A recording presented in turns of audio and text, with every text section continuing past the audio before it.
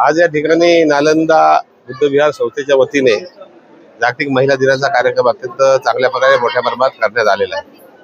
आज आपण जर बघितलं तर राजकारणात महिलांचा 50% वाटा या ठिकाणी आहे आणि या माध्यमातून महिलांनी जागतिक स्तरावर आपलं नाव रोशन केलेलं आहे।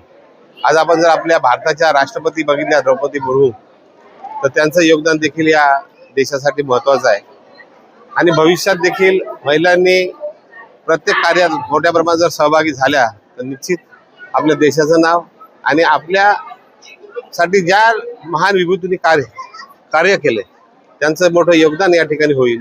आज जागतिक महिला दिनाच्या निमित्ताने या ठिकाणी सर्व नालंदा विहाराच्या सर्व पदाधिकाऱ्यांना, आमचे मित्र आहेत, दिनेश जाधव आहेत, वाघमारे साहेब आहेत, बाबा जाधव आहेत, प्रशांत कासारे आहेत आणि या ठिकाणचे सर्व पदाधिकारी यांना मनापासून शुभेच्छा देतो। धन्यवाद।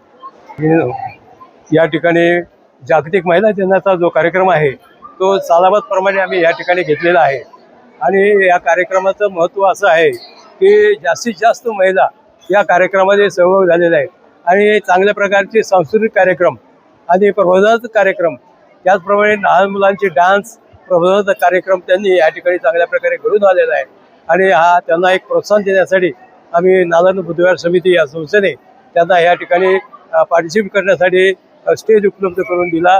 सगळ्या प्रकारचं सहकार्य या ठिकाणी केलं आणि चांगल्या प्रकारचं या ठिकाणी महापौरबाई आशिषताई चौधरी हे येणार होत्या, परंतु त्यांच्या पाठीमागे भरपूर कामं असल्या कारणाने त्या येऊ शकल्या नाही या ठिकाणी। तरी पण काही हरकत नाही, नगरसेवक वगैरे हे सगळे या कार्यक्रमामध्ये दिनेश जाधव, महेंद्रभाऊ गायकवाड, राहुल कोट, त्यानंतर माजी महापौर रमेश जाधव वगैरे ही सगळी मंडळी येऊन या ठिकाणी या कार्यक्रमाला प्रोत्साहन दिलं, त्याबद्दल सर्वांचे आम्ही आभार मानतो। त्याच पत्रकार बंधू त्यांनी सुद्धा आपला अमूल्य वेळ देऊन या ठिकाणी आले आणि आमच्या कार्यक्रमाला प्रसिद्धी देण्याचा प्रयत्न या ठिकाणी केला, त्या तुमचं पण सर्वांचा आम्ही आभार मानतो। जय भीम, नमो बुद्धाय।